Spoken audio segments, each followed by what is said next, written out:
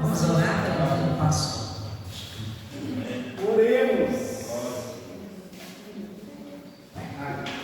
Glória a Deus. Uns 15. Vamos orar pela vida do pastor. Deus, obrigada, Senhor. Obrigada por tudo que o Senhor fez até aqui. Obrigada por tudo que o Senhor ainda vai fazer. Pai, toma, Senhor, a vida do pastor nas tuas mãos. Pai, nós consagramos a vida dele ao Senhor, Pai. Deus, toma a vida do teu filho nas tuas mãos, ó Pai. E abençoa o Senhor grandemente, ó Pai. E Deus, a palavra que o Senhor ministrou no coração dele, ó Pai, que o Senhor venha ministrar no nosso coração nesta noite, ó Pai. Ó Deus, que o teu filho seja a boca do Senhor sobre as nossas vidas nesta noite, ó Pai. Que o Senhor venha usá-los, Pai, grandemente para ser canal de bênção sobre as nossas vidas, ó Pai. Em nome do Senhor Jesus, que nós viemos sair daqui, ó Pai, ó Deus, alimentados por tua palavra, Senhor. Pai, nós consagramos essa palavra nas tuas mãos, ó Pai, e damos uma ordem, Senhor, para todo demônio devorador da tua palavra, Senhor, que bata em retirada, em nome do Senhor Jesus, ó Pai, porque a glória é do Senhor, ó Pai. Em nome de Jesus, amém e graças a Deus.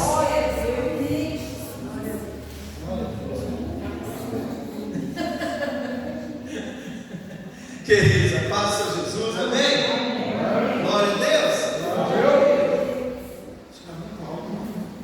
Glória a Deus. Mais uma vez, meus irmãos, meditar no livro de Neemias, no capítulo 2. Eu quero pedir que você abra aí a sua palavra, a palavra do Senhor, né? Neemias 2. De Neemias, capítulo 2, do verso 11 ao 16.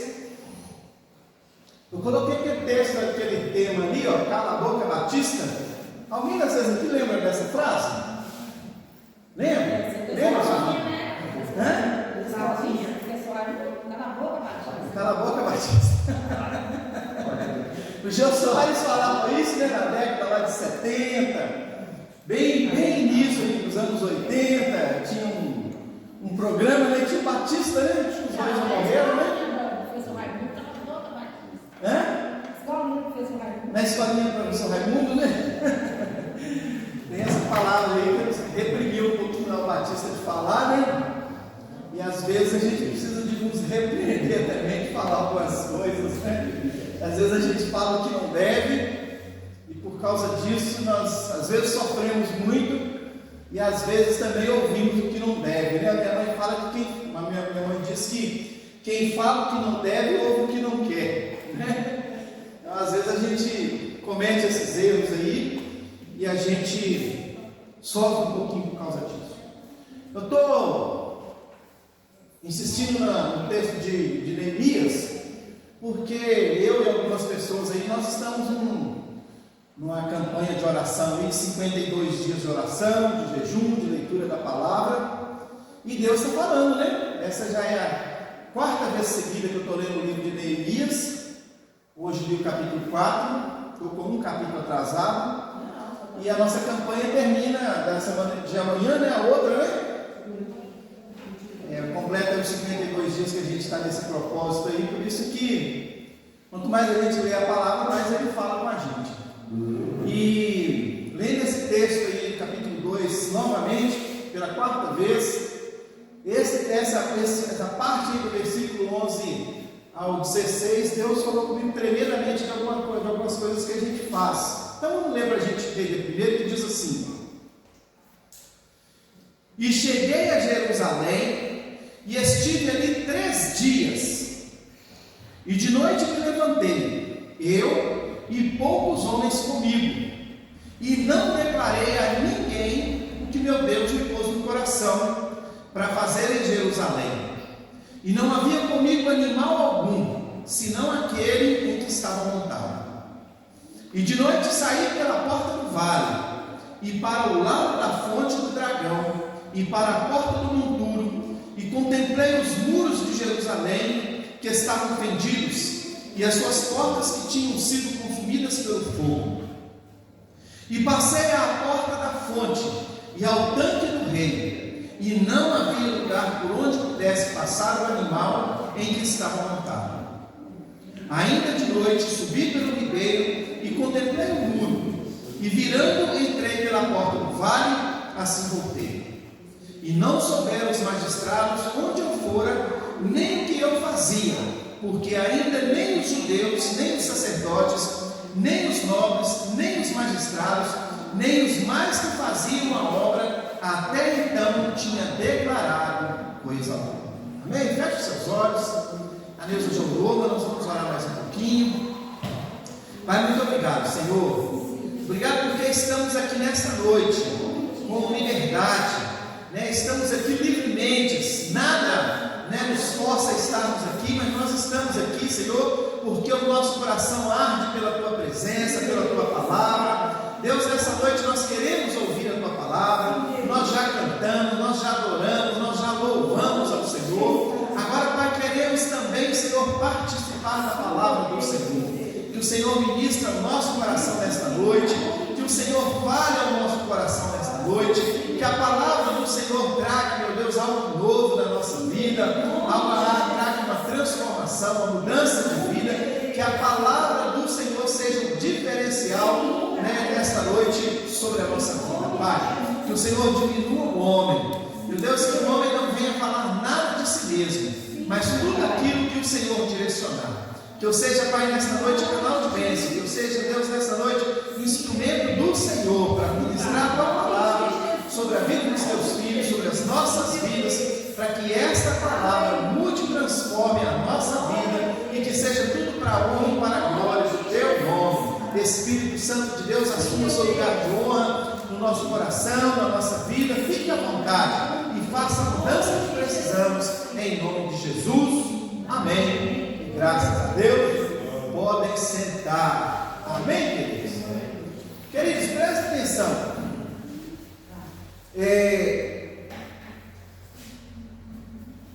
Neemias, ele está falando nesse texto aqui que ele chegou em Jerusalém, né?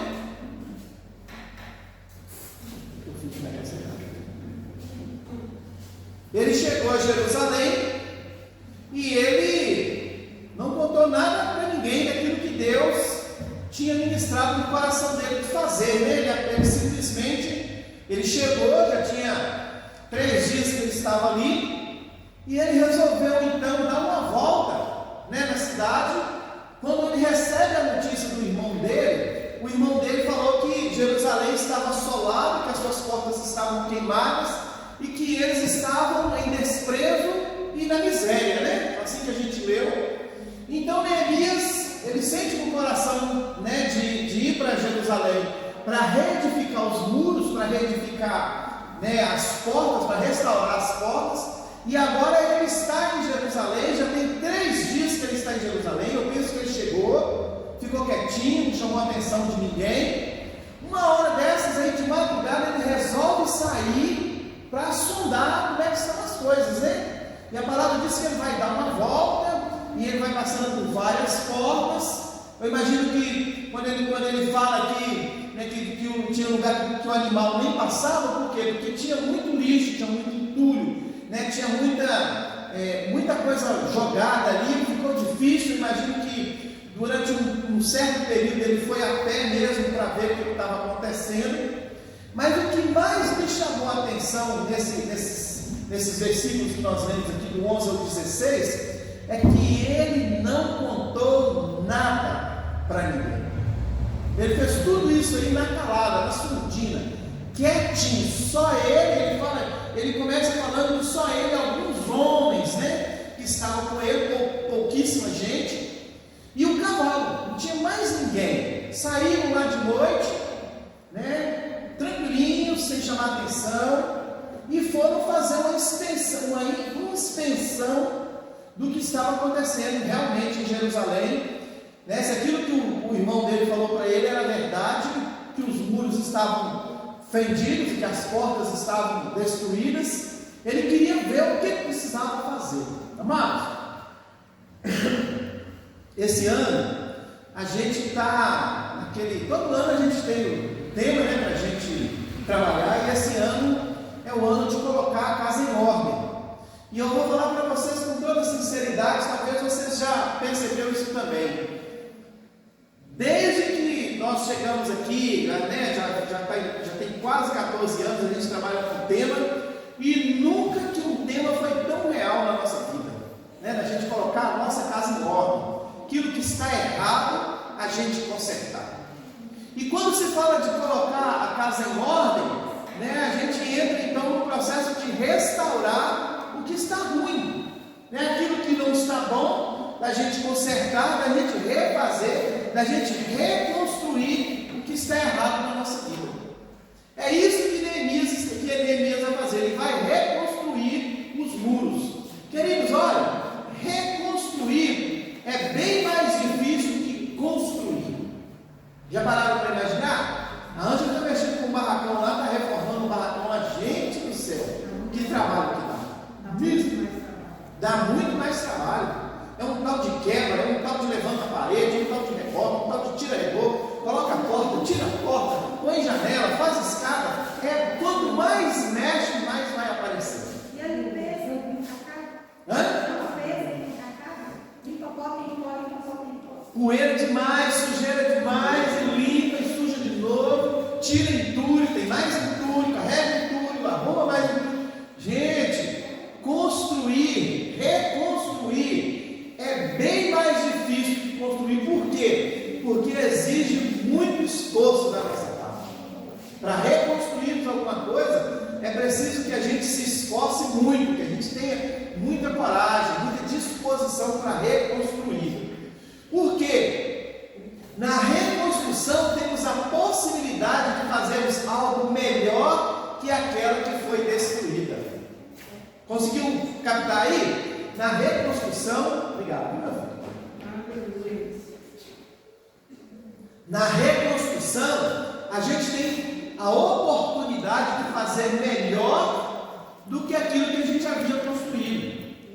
Porque às vezes a gente constrói e pode ser que fique faltando alguma coisa, né? Pode ser que faça alguma coisa errada. Na reconstrução, a gente aproveita e conserta tudo.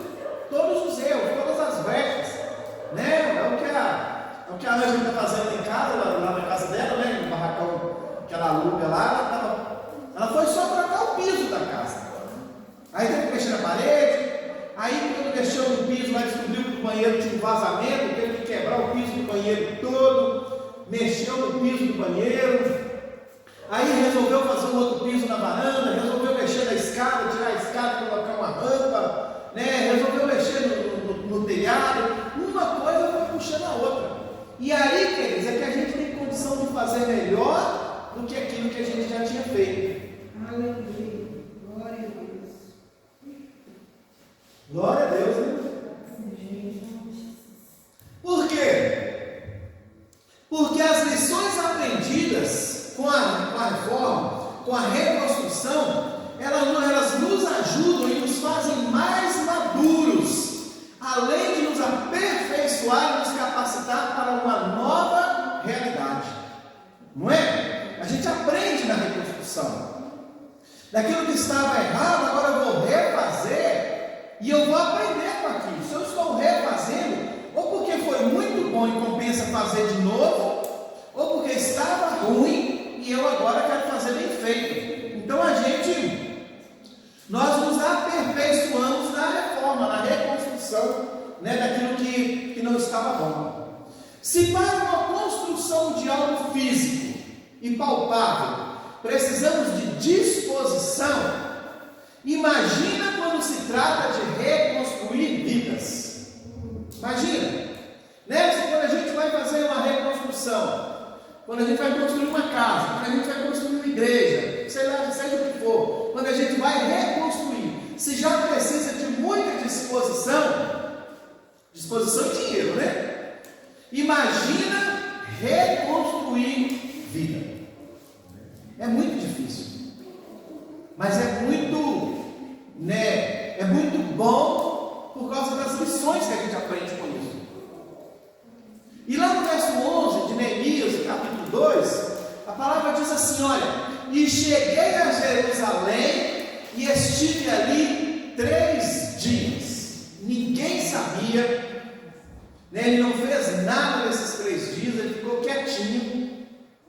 E aí ele fala assim: olha, e de noite me levantei, e poucos homens comigo, e não declarei a ninguém o que o meu Deus pôs no meu coração para fazer em Jerusalém.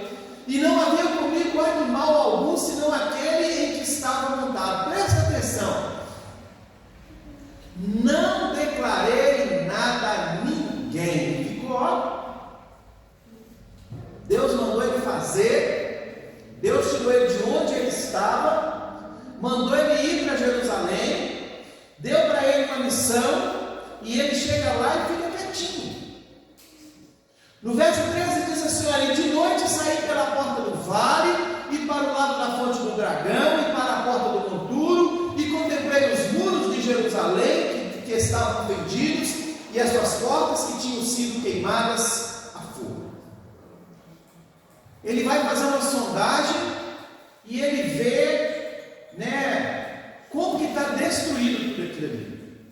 Ele pode contemplar com seus olhos tudo que precisava ser consertado ali em Jerusalém, não só de ouvir falar, mas de ver realmente o que está precisando consertar. Porque às vezes, queridos, olha, as pessoas até falam com a gente: olha, você precisa fazer isso, você precisa fazer dessa forma, você precisa fazer assim. Mas tem hora que, se a gente não vê, parece que a gente não acredita, né? Parece que a gente só toma consciência quando a gente olha para a situação e fala: realmente eu preciso mudar isso aqui. Se eu não mudar isso aqui, as coisas não vão caminhar bem, as coisas não vão acontecer. Para colocar a nossa casa em ordem, nós precisamos de ter essa atitude de não só ouvir o que está precisando de consertar, mas ter a atitude de ir lá e mudar a situação, de ir lá e fazer, de contemplar verdadeiramente o que está errado e mudar o que está errado. Não é? A gente precisa de fazer isso. E o que ele faz? Ele diz assim: olha, não declararei a ninguém. Neemias, queridos, ele chega a Jerusalém com a autoridade de governador para ele executar os planos de Deus em Jerusalém. Mas ele foi sábio, ele foi discreto, e ele não revelou a ninguém sobre a direção que Deus havia dado para ele.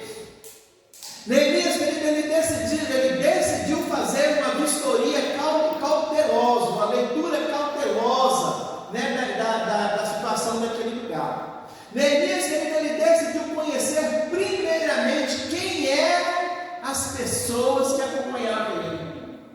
Às vezes a gente vai chegando, vai abrindo a mala, vai contando tudo, vai falando tudo, vai abrindo o jogo, contando os nossos planos, os nossos sonhos. Às vezes a gente vai fazendo isso, não é mesmo? Sem conhecer as pessoas, sem saber quem está do seu lado, sem saber quem está ali para te ajudar, sem saber quem está feliz com aquilo que você está fazendo. Muitas vezes a gente faz isso. Mas Neemias, ele faz diferente, ele junta só alguns homens, talvez pessoas que ele já conheciam, e ele sai para fazer uma vistoria do lugar, e ele volta e sem falar nada. Então, queridos, olha, não importa quanta habilidade nós tenhamos, se nós nos precipitarmos no falar e no agir, nós vamos nos colocar e colocar outras pessoas em apuros. Não é verdade? Se a gente não tiver essa habilidade, se a gente ficar precipitado em contar aquilo que não se deve contar, talvez a gente coloque pessoas em apuros. Lá em Provérbios capítulo 17, verso 27 e 28, diz assim: olha, quem tem conhecimento é cometido no falar, e quem tem entendimento é de espírito sereno. Até o insensato passará por sábio se ficar quieto, e se contiver na língua, parecerá que tem discernimento. Provérbios está falando, queridos, que em uma determinada situação, se a gente ficar calado, mesmo que a gente seja muito grosso, mesmo que a gente seja sabedoria, muito que a gente seja muito ignorante, mas se a gente ficar calado, a gente vai parecer sábio. Não é? Tem situações que a gente precisa ficar calado. Tem situações que a gente precisa só ouvir. Porque se a gente falar, pode ser que a gente fale bobagem. Quantas vezes eu já fiz isso? Quantas vezes eu já abri a minha boca para falar bobagem? Quantos de nós já fizemos isso? Né? É de perder as contas. Mas o Provérbio está falando que se a gente ficar calado, vai parecer que a gente tem um bom discernimento. Parece que a gente tem uma boa sabedoria. Neemias, querido, quando ele chega para fazer a obra do Senhor, quando ele chega para fazer aquilo que Deus mandou ele fazer, não era algo fácil, não foi algo fácil. Teve muitas lutas, a gente já leu isso aí. Teve pessoas que se levantou contra o trabalho, contra a obra que estava sendo refeita ali em Jerusalém, contra a reconstrução dos muros e das portas. E nós vamos encontrar ali 3 homens, Sanbalate, Tobias e Gesem, que eles se levantam contra, eles são inimigos da fé. Sanbalate, Tobias e Gesem, eles se tornaram grandes inimigos dos filhos de Israel. Por quê, queridos? Porque naquele tempo, por causa que estava tudo aberto, Jerusalém estava num estado assim muito vulnerável. Qualquer pessoa entrava, fazia o que queria, não tinha direção, não tinha alguém para administrar, não tinha alguém para corrigir, para colocar ordem no lugar, e as coisas eram feitas de qualquer jeito. Tinha muita corrupção, tinha muita coisa errada, e tanto Tobias quanto Sanbalate como Gesem, esses camaradas, eles se aproveitavam dessa situação. É tanto que eles vão querer interferir no negócio para que eles não perdessem com isso. Eles eram homens influentes que se uniram para fazer oposição à reconstrução dos muros de Jerusalém. Quando eles viram que Neemias veio com todo aquele povo para reconstruir os muros, eles fizeram oposição à reconstrução. Tem gente que faz oposição à reconstrução daquilo que a gente quer fazer, queridos. Pensa em reconstruir a sua família. Pense em reconstruir a sua casa.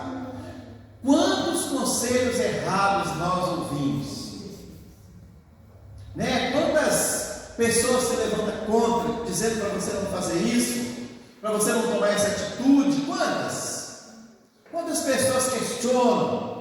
Quantas pessoas zombam da sua atitude? Eu tenho um parente, amado, que a esposa dele adulterou. E mas ele tem um cuidado com essa mulher, ele trata ela tão bem, ele fez de tudo, possível, impossível e super impossível, para que ela voltasse. Até que ele conseguiu que ela voltasse. E aí, amados, a gente olha para o camarada e você fica pensando assim, esse cara não é normal, não é possível um negócio desse. Porque a mulher, ela tem um envolvimento com o cidadão foi muito tempo. E ele ali insistindo, até que ela voltou para casa. Ela largou aquela situação e ela voltou para casa. E a gente fica questionando a atitude da pessoa, O cara faz isso, gente? Deixa a mulher ir, ela não quer ir? É assim que a gente pensa. Um dia desse eu estava vendo essas postagenzinhas aí de Instagram, E uma pessoa escreveu um texto lá que diz assim, olha, se o meu cônjuge me trair, eu perseverei com ele. Por quê? Quem quebrou a aliança foi ele, não fui eu. Olha que ele está escrevendo isso, gente. Ele estava dizendo o seguinte, que a minha aliança permanece. E aí eu lembrei desse camarada e fiquei pensando, é isso. É isso que aconteceu. É por isso que ele não largou ela. Ele é mais sábio do que eu imagino, do que a gente pensa. Porque ele foi fiel a gente às vezes, né, o que a gente quer fazer um monte de coisa. Quando a gente quer reconstruir, imagina uma pessoa dessa, quantos conselhos ele recebeu para não fazer assim, para não ser dessa forma, para não tomar essa atitude. Larga essa mulher, vai mandar embora, deixa ela ir livre. Quantas vezes eu mesmo já tive vontade de fazer isso, falar isso com ele? Mas aí a gente olha um negócio desse, né, e a gente fica assim, puxa vida, né? Toma, né? É isso que Neemias está fazendo, querido. Levanta-se uma oposição contra ele, mas ele continua firme no propósito do Senhor. Tobias, né, Sanbalate, era o governador de Samaria. Eles eram gente importante. Tobias era um dos príncipes de Amon na região leste de Judá. E Gesem ele era um oficial. Eles eram pessoas importantes. E eles, querido, tanto Sanbalate quanto Tobias, quanto Gesem, eles não queriam o bem-estar de Israel. Por isso, eles mobilizaram o povo contra Neemias. Eles colocaram o povo da cidade contra Neemias, contra a reconstrução dos muros. Inclusive, queridos, eles se infiltraram no meio dos judeus para atrapalhar o processo de reconstrução de Jerusalém. O que nós precisamos entender, amados, é que ao longo das nossas vidas teremos vários adversários, visíveis e invisíveis. Existe aquele adversário, existe aquela pessoa que você olha para ela e diz, essa pessoa não é confiável. Não posso contar para ela. Não posso falar para ela dos meus sonhos, não posso falar para ela dos meus planos. E a gente não vai falar. Mas existe aquelas que estão dentro da nossa casa, comendo do nosso prato, comendo na nossa mesa, que muitas vezes nos trai. Foi assim que aconteceu com Jesus. Jesus fala, olha, aquele que come comigo do meu prato, esse vai me trair. Às vezes aquela pessoa que a gente pensa que é amigo, é o primeiro a nos trair. É o primeiro a se levantar contra as coisas que acontecem na nossa vida, ou os planos de Deus para a nossa vida.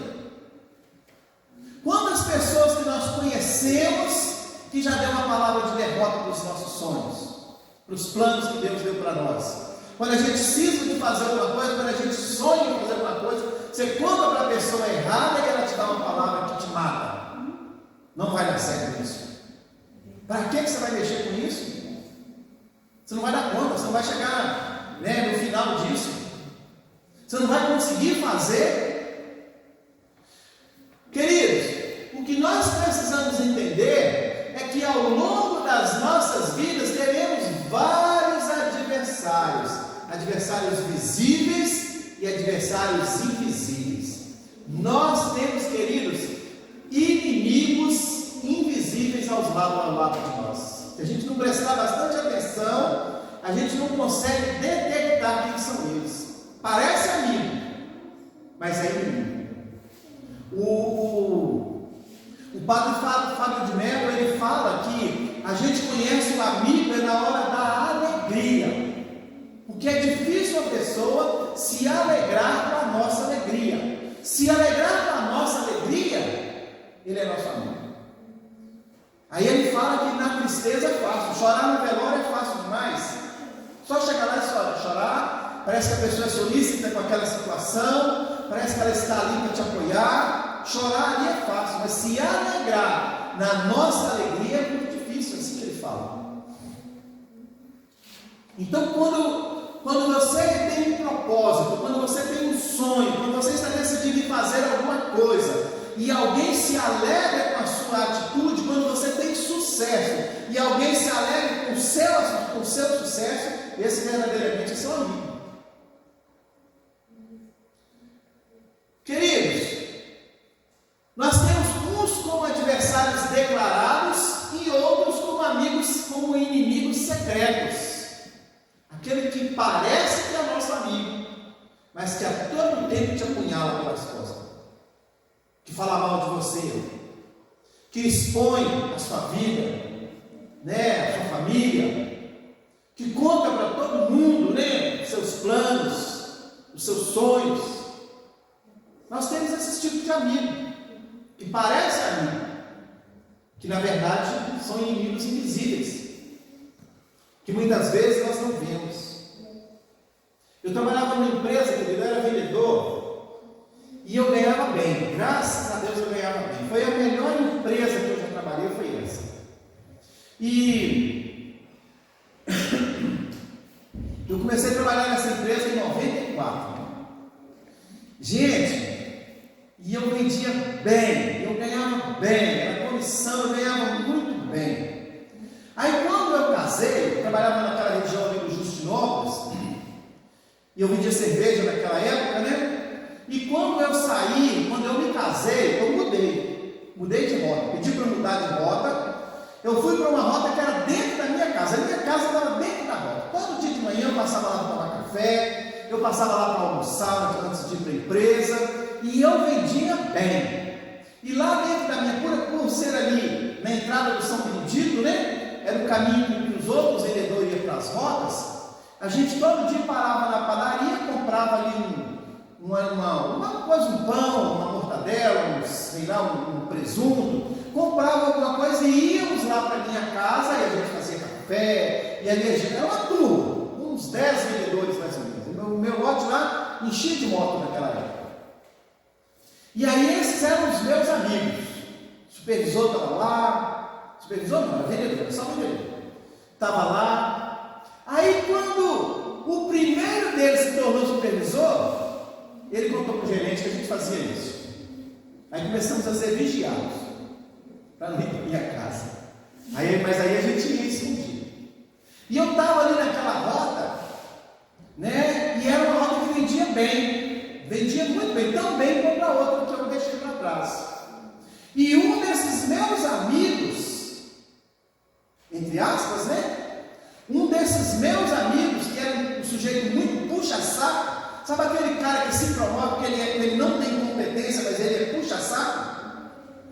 Ele te trai, ele conta as coisas que você faz, ele te entrega. Esse amigo foi lá, né, na empresa nossa funcionava assim, ó. Todo mês a gente tinha metas para bater, a gente tinha uns objetivos. E no final do mês sempre batia, porque a marca estava em ascensão, então ela vendia muito, cada vez ela vendia mais. Então toda meta que dava, a gente vendia. E no final do mês, fechava o mês, por exemplo, dia 31. O primeiro sábado, depois do dia 31, o patrão ele fazia um churrasco para a gente no sítio que ele tinha lá. Um churrasco assim, farto de tudo. Dava a gente presentes, tinha sorteio de moto, tinha sorteio de carro, tinha sorteio de televisão, e a cada um de nós ele dava um cheque de um salário mínimo de brinde. Era excelente essa empresa, além da comissão que eu ganhava. E esse amigo pediu a minha rota, e deram para ele a minha rota. E aí me mandaram para uma outra rota que não vendia tanto, igual a primeira. Olha para você ver, daquelas pessoas que estavam dentro da minha casa, que todo dia ela tomava café, né, que nos finais de semana estava lá fazendo churrasco. São esse tipo de amigo que a gente chama, que a gente pensa que é amigo, mas são inimigos invisíveis que nós temos, que estão de olho naquilo que nós temos, daquilo que nós somos, daquilo que nós fazemos e que nos prejudicam por causa disso, por causa da ambição, por causa da inveja. Existem esses amigos. E a gente precisa pedir a Deus para dar a gente discernimento, para a gente reconhecer essas pessoas que tanto impedem o nosso sucesso, que às vezes travam o nosso sucesso. E Neemias, querido, no verso 14, ele diz assim: olha, e passei à porta da fonte e ao tanque do rei, e não havia lugar por onde pudesse passar o animal em que estava montado. No verso 15 ele diz assim: olha, ainda de noite subi pelo ribeiro e contemplei um muro. Ele queria ver o que estava acontecendo. Ele saiu na calada, ele saiu secretamente. Amados, olha, tem coisas na nossa vida, querido, que nós precisamos fazer secretamente. Não precisa ficar contando para todo mundo, não precisa se abrir para todo mundo, Porque nem todo mundo é nosso amigo. Nem todo mundo quer o nosso bem. Nem todo mundo está feliz com a nossa felicidade. Nem todo mundo quer a nossa felicidade. Talvez se Neemias tivesse contado: olha, eu vou lá hoje à noite, nós vamos contemplar, nós vamos fazer uma vistoria no local, vamos ver a situação. É possível que esses três, Sanbalate, Tobias e Gesem, tivessem pedido. Mas ele foi na surdina, ele foi caladinho. No verso 16 diz assim: olha, e não souberam os magistrados onde eu fora, nem o que eu fazia, não contou para ninguém, guardou segredo. Às vezes, querido, nós precisamos guardar segredo de algumas coisas das nossas vidas. Não é por maldade, não é por, sei lá, é por vigilância mesmo. Lá em Mateus, no capítulo 15, verso 11, a palavra de Jesus diz assim: olha, o que contamina o homem não é o que entra na boca, mas o que sai da boca. Isso é o que contamina o homem. Às vezes, querido, por falar muito, nós acabamos falando que não deve, contando que não deve, contando que não precisa contar para alguém, para as pessoas que não estão felizes com a nossa vida, com o nosso crescimento, com as nossas atitudes, com a nossa felicidade. Às vezes não está feliz com o seu casamento, às vezes não está feliz com a criação dos seus filhos, não está feliz com o que você ganha. E nós não temos que contar para ninguém. Às vezes você precisa contar só o básico, o raso dos rasos. Quem fala muito, querido, tem um ditado que quem fala muito dá bom dia a cavalo. Já ouviu essa expressão? Quantos de nós já conversamos comigo, né? Já falamos muito. Quantos de nós já falamos o que não deve, na hora errada, do jeito errado, para a pessoa errada? E quantas vezes nós tomamos pela cara fora porque conversamos demais? Gente, o bom da gente ficar velho é que a gente vai tendo experiências, e essas experiências, elas mudam a vida da gente. Porque o que eu já apanhei por causa dos amigos, não está no gibi. O que eu já me prejudiquei, porque conversei demais, porque falei demais, não está escrito. Quantas vezes a gente faz isso, né? Jesus está falando que é o que sai da nossa boca é que é o problema. Então o segredo é, segurar a língua. Segurar a boca em determinadas situações. Não que a gente não precise contar. Tem coisas, querido, que nós precisamos abrir sim algum jogo, abrir a boca sim. Às vezes falar para uma pessoa de muita confiança, né? Porque tem situações que se a gente ficar calado só piora a nossa situação, da nossa família, ou da nossa casa. Às vezes a gente precisa falar para receber uma oração, só que a gente precisa ter critérios. Não dá para sair falando para todos. Pastor, lá na igreja todo mundo é confiável. Não é, queridos. Mesmo dentro da igreja, a gente não precisa selecionar. Mesmo no trabalho, precisamos selecionar. Dentro de casa, dentro da nossa casa, às vezes a gente precisa selecionar. Não dá para falar com todo mundo. Porque nem sempre eles sonham os nossos sonhos.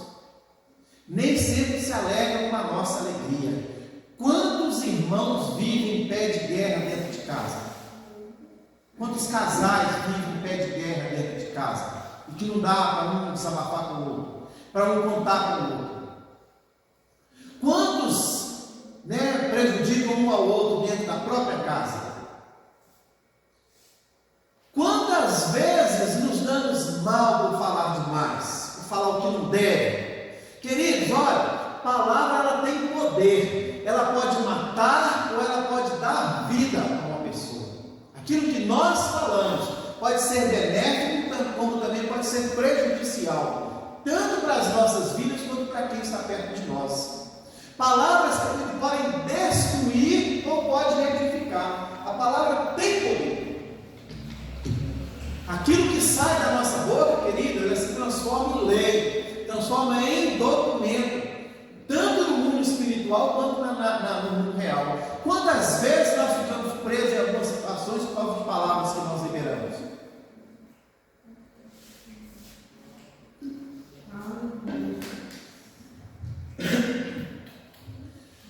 Nós, queridos, nós pecamos quando falamos o que não devemos falar. Tem momento, querido, que é para falar, tem momento que é para calar. Salomão fala isso, né? Há tempo de se calar, há tempo de falar. Nós erramos, querido, quando nós falamos com quem não precisa ouvir. O mineiro tem essa mania, né? O mineiro se abre para todo mundo, conta a vida. Meu pai tinha essa mania.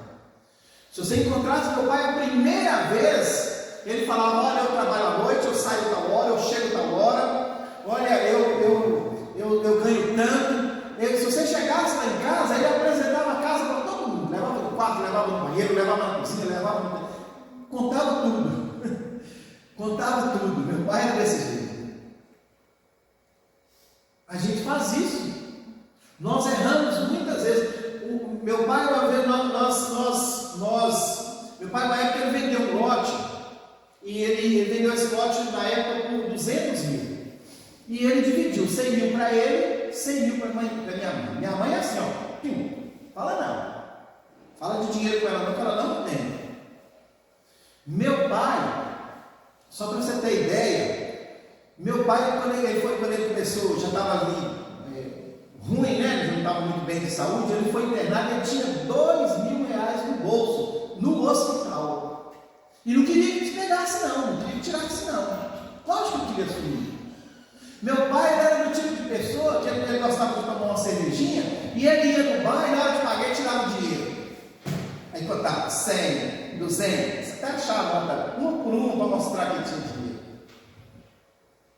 Quando a gente faz essas coisas, a gente está se expondo, a gente está se tornando vulneráveis às situações. Eu me lembro que ele foi colocar lá na casa da minha mãe, tem um sistema de câmeras, né? E ele contratou um camarada lá que ele não conhecia, que deve ter conhecido lá na padaria, que deve ter contado a vida toda para ele, para arrumar as câmeras. E esse cara deu câmera dele 30 mil. 30 mil nós descobrimos depois. E tem mais, uma vez ele apareceu lá com as dores nas costas, assim, que ele contou para nós que ele caiu do ônibus, mas a gente desconfia que ele tomou foi uma surra desse cara, porque a gente queria ir na polícia e ele deixou de jeito nenhum. Porque às vezes ela fala demais, queridos. Às vezes contamos o que não precisa contar para quem não pode ouvir, para quem não precisa ouvir. Às vezes nós temos que ficar calados, querido. É por falta de sabedoria, querido, nós falamos muito quando não deveríamos falar nada. Por falta de sabedoria, usamos a nossa boca para destruir casamentos, destruir negócios, destruir amizades, né, e todos os tipos de relacionamento. A nossa boca, infelizmente, nós usamos para isso. Ao invés de construir, para a gente destruir. Existem, querido, coisas que precisamos manter em silêncio na nossa vida. O que você precisa manter em silêncio na sua vida? O que você precisa de guardar para que pouquíssimas pessoas saibam, ou quase ninguém? Eu separei 7 coisas, querido, que a gente precisa vigiar e não contar para ninguém. A primeira coisa, querido, que a gente não pode contar para ninguém, ou que a gente precisa evitar de contar para alguém, são os nossos sonhos. Lembra de José? José contou os sonhos dele e ele foi vendido. Os irmãos dele teve inveja dele, vendeu ele. Os irmãos, ele falou que quando ele falou dos luminares, né, que em volta dele estavam 12 estrelas, de um lado o sol, a mãe que representava o pai dele, e 11 estrelas na verdade, que as 11 representavam. Os irmãos dele endoidaram, querido. Nós vamos te servir então? Foi assim que eles falaram.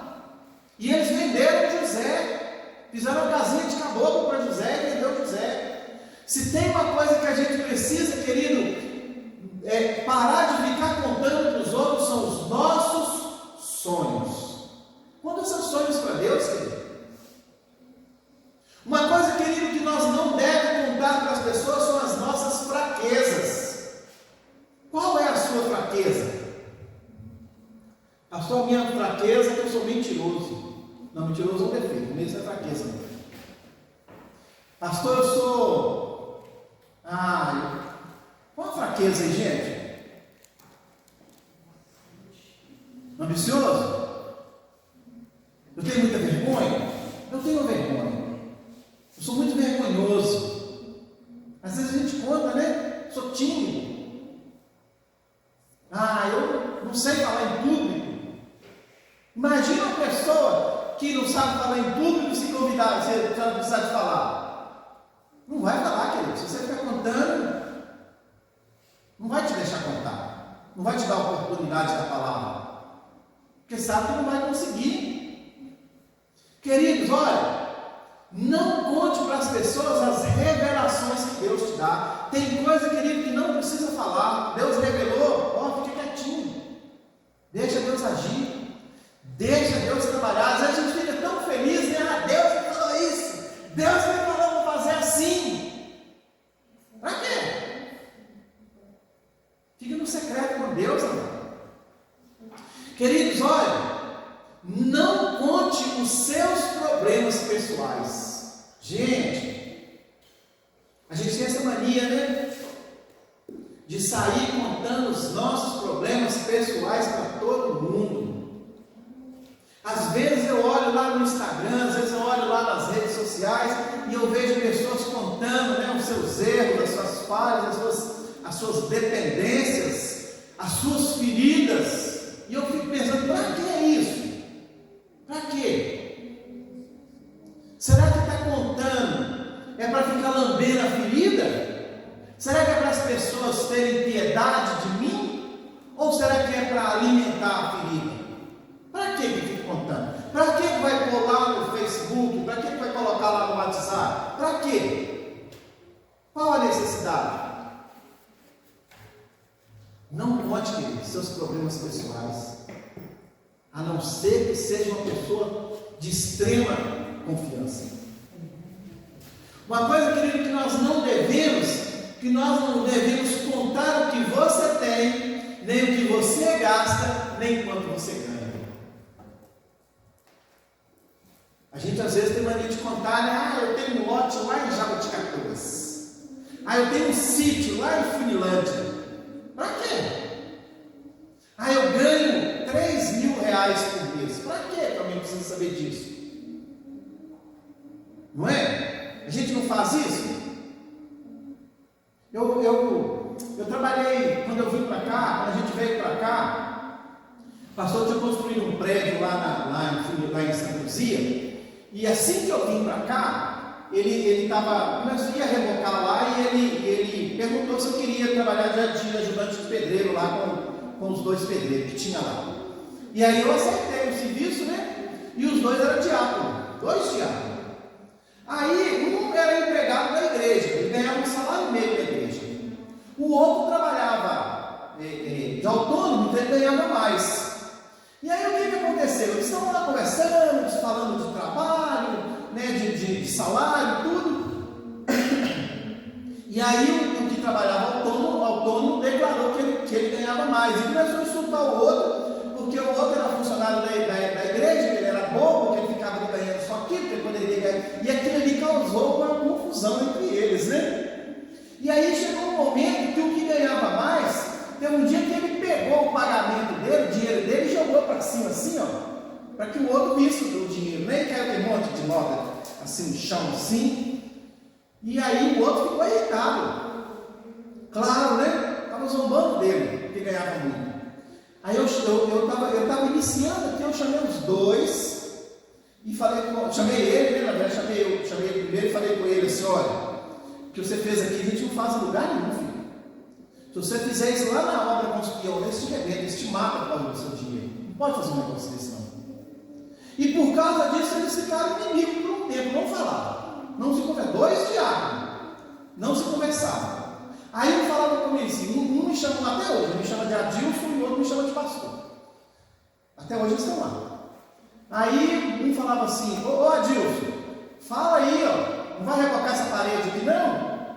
Aí o outro falava, ô pastor, fala que eu vou fazer o serviço, eu só estou esperando a hora, olha que nível que chegou. Eles não se falavam. Aí eu chamei os dois, no domingo seguinte tinha ceia, né? Era naquele tempo que a gente ia para São Paulo, aquelas convenções lá, e aí o pessoal tinha ido para São Paulo e eu tinha ficado, porque eu estava trabalhando, chamei os dois e falei para eles assim, olha, se vocês não chegarem a um acordo, se vocês não conversarem, se vocês não pedirem perdão um pelo outro e não voltar a conversar, domingo vocês dois vão proibidos de ceiar e de servir a ceia. Até que vocês peçam perdão e eu ainda vou contar para o pastor a situação suas. Quando chegou no domingo, o ônibus chegava assim por volta de 7h30, 8 horas, né? Que era a hora que o culto já ia começar. Aí eu fui lá porque eu ia contar para o pastor que eles estavam suspensos de ceiar e de servir a ceia, os 2 diáconos. Na hora que ele me viu, aí veio um e falou: isso aqui, não precisa falar nada para o pastor, não, nós já resolvemos, tá? Já pedi perdão, já estamos de bem. Aí veio o outro, não. Está vendo como é que funcionam as coisas, querido? Não tem necessidade, querido, você ficar contando quanto que a gente ganha para as pessoas. Para quê? Para fazer raiva do outro, para insultar o outro, para desmerecer o seu salário, aquilo que você faz, aquilo que você ganha. Uma outra coisa, querido, que a gente precisa, a 6ª coisa, não conte como você faz algumas coisas. Às vezes, contar para as pessoas como você faz desperta, querido, inveja nas pessoas, desperta cobiça nas pessoas. Talvez você tenha um dom, querido, e você fica contando para todo mundo, né? Ah, eu sei fazer, eu faço dessa forma, eu faço desse jeito. Para pouquíssimas pessoas nós precisamos contar isso, amado. São pessoas assim muito restritas. Eu faço desse jeito. Tem gente que sai ensinando tudo para as pessoas. Não, queridos. Às vezes nós precisamos ter cautela. E outra coisa, querido, olha, não conte para ninguém as suas lutas. Para quê? Só para o outro saber que está difícil? Só para o outro saber que você está em dificuldade? Ah, eu estou devendo. Para que você vai contar isso para os outros? Vai pagar as dívidas e melhor. Amados, olha, no mundo em que nós vivemos, onde as palavras são tão poderosas, é fundamental lembrarmos dessas 7 coisas que nós não devemos fazer, que nunca devemos falar para outras pessoas, ou devemos escolher a dedo com quem a gente fala. Precisamos, querer aprender com a sabedoria bíblica a importância de sermos cautelosos e seletivos em nossas comunicações. Daquilo que nós devemos fazer, nós precisamos aprender com a palavra. O livro de Provérbios, querido, é ótimo para isso, para nos dar sabedoria quanto às nossas atitudes, quanto ao que falamos, né? O livro de Eclesiastes é ótimo para isso. Vamos aprender com a palavra, querido. Precisamos entender, querido, que palavras têm poder para construir ou destruir, para encorajar e também para desanimar. Nós precisamos aprender, queridos, a discernir as intenções das pessoas ao nosso redor. Nós precisamos fazer uma avaliação de quem está ao nosso lado. Compensa a gente se abrir para essa pessoa? Ou é só para que ela divulgue as coisas? O que ela pode te ajudar quando nós nos abrimos para alguém? Precisamos falar, claro que precisamos, mas precisamos, queridos, selecionar. Nem todos merecem nossa total confiança, e é essencial escolhermos com sabedoria quem nós podemos depositar a nossa confiança, em quem nós podemos depositar a confiança. Queridos, olha, tem uma pessoa que você pode se abrir totalmente para Ele, 100% para Ele. Essa pessoa é o Espírito Santo. Essa pessoa nós podemos abrir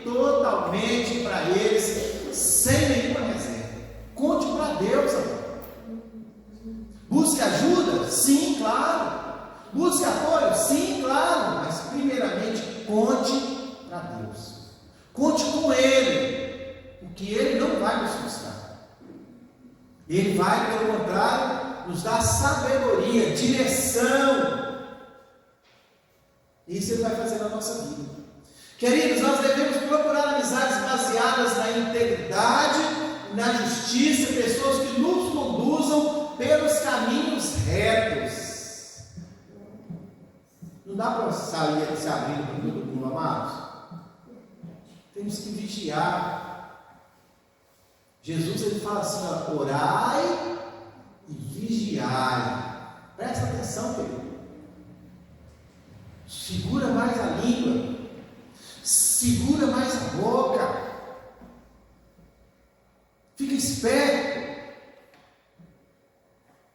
Não abra sua vida totalmente para quem te despreza, ou para quem vai te destruir, ou para quem vai usar isso contra você.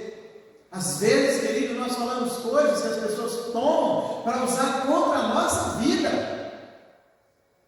Você falou desse jeito, foi assim que você falou, foi você quem falou. Presta atenção. Amém, queridos? Glória a Deus. Foi isso que Neemias fez. Ele saiu na surdina, ele não falou nada com ninguém, na hora certa. No verso 17 ele diz assim: olha, então lhes disse: bem vedes vós a miséria em que estamos, que Jerusalém está assolada, e que as suas portas têm sido queimadas a fogo. Vinde, pois, e reedifiquemos o muro de Jerusalém, e não sejamos mais o opróbrio. Então lhes declarei como a mão do meu Deus me fora favorável, como também as palavras do rei que ele me tinha dito. Então disseram: levantemo-nos e edifiquemos, e esforçaram as suas mãos para o bem.